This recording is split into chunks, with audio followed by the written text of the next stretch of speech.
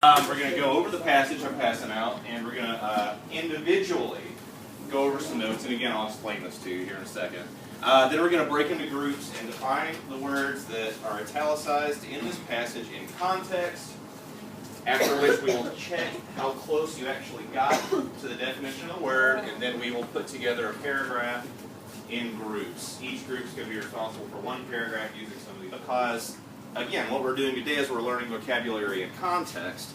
Now, what do I mean by learning vocabulary in context? That may have been where I lost you before. Yeah, Carly?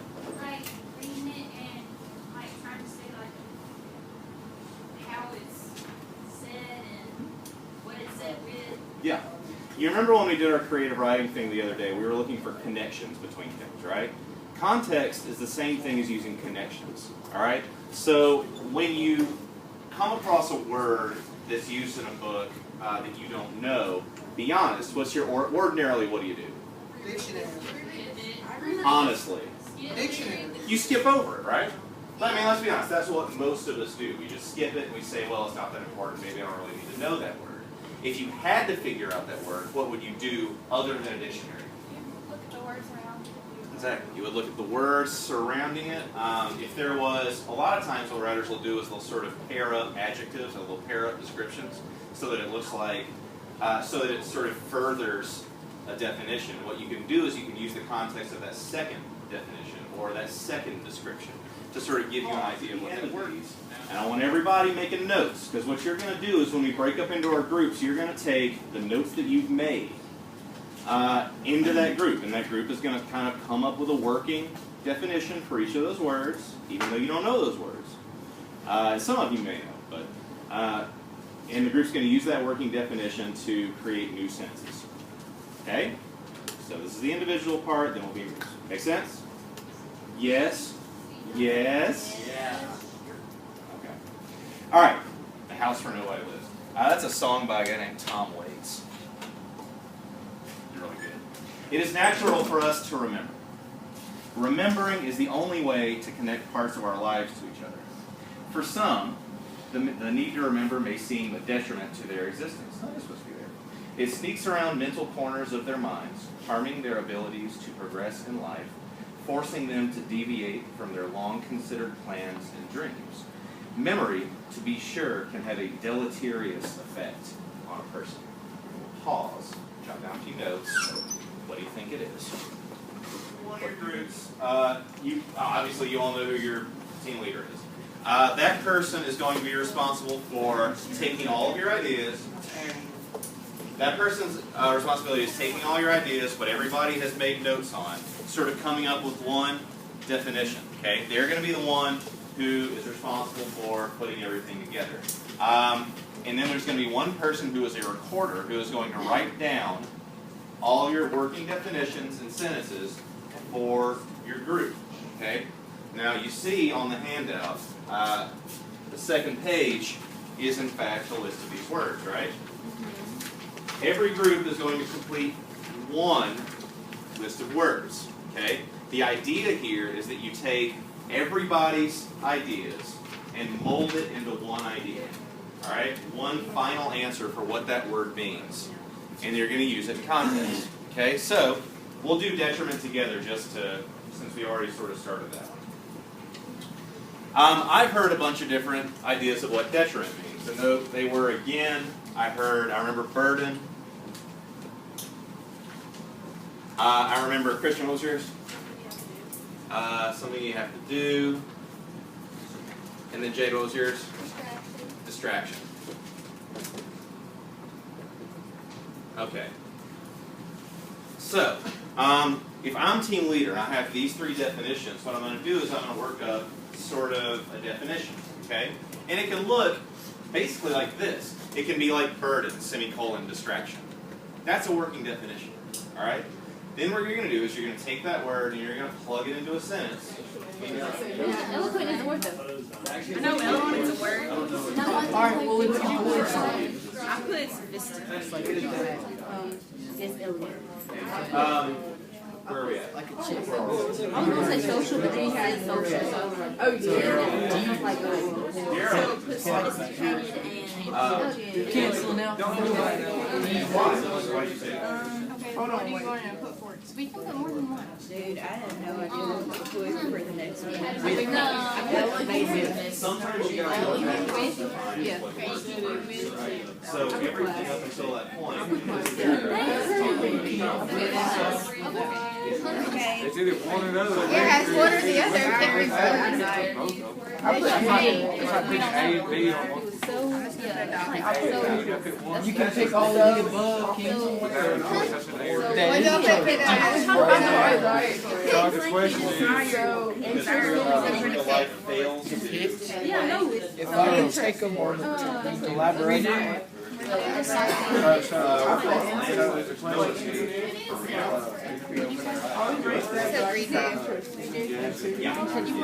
quick sentence Desire. thrown together. It's not completely done. Right. Oh, that's a good one.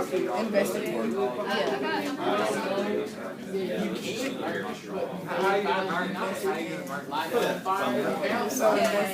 He was so diagnostic. I can't how that works. I know, and it seemed like she was so good. I didn't put it in there for you. I put result because where is it? It says then when I was 37, he was given a. All right, guys. In a couple of minutes, you ought to have definitions, working definitions for all 15, so you can start doing sentences. Yeah. Outcome, something. Yeah. That's nothing to do with Okay, cool. Your range, Yeah. Yeah. I want to think about putting out like Correct. You're actually not. Does it mean like, Have you ever heard? Oh, I'll give you an example. You know the word flammable? What is flammable? depleted Floss and What is inflammable? decreasing, floss and decreasing. That's for depleted. Sometimes the prefix will not doesn't necessarily indicate the word. Sometimes it actually. And then depleted, I put remove. so it means about. Decreasing? Well, So, I know what it says, maybe like. Decreasing.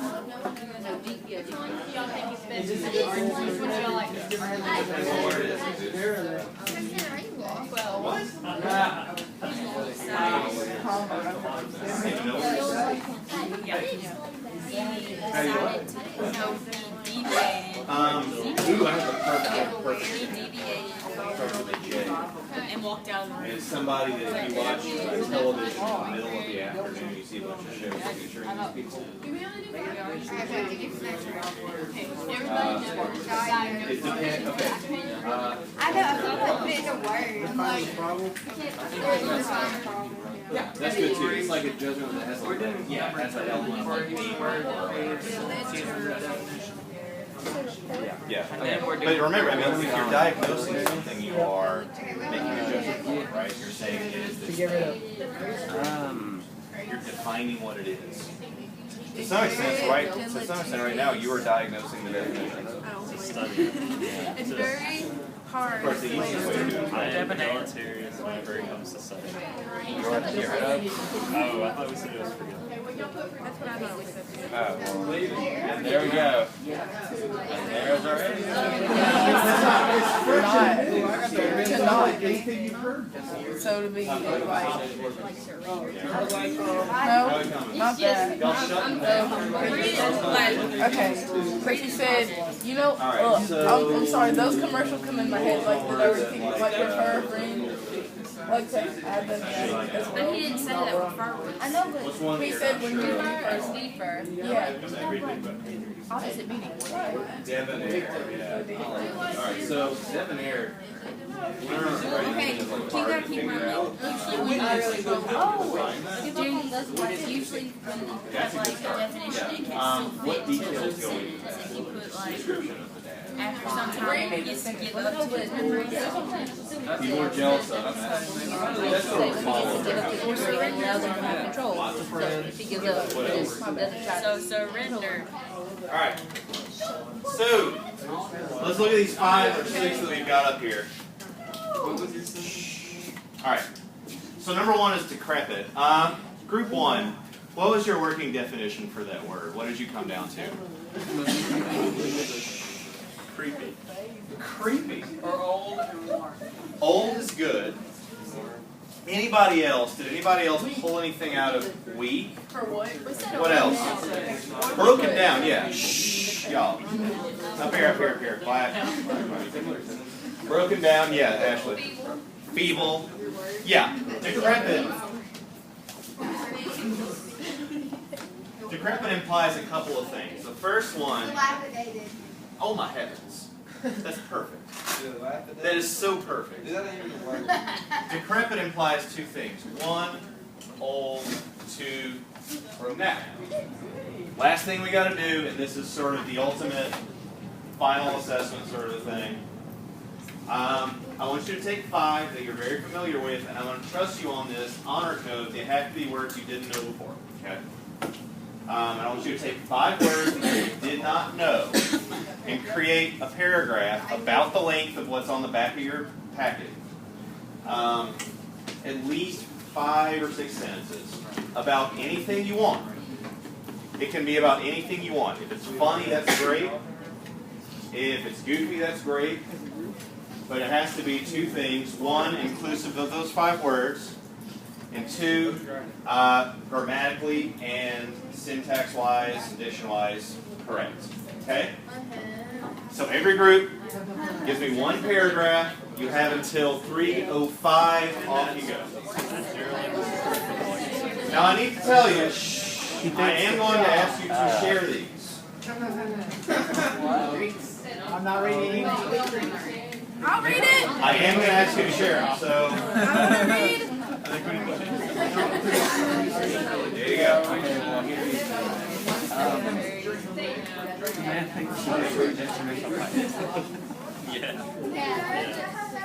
Can't be too. Well, they got that one. Yeah. Pascal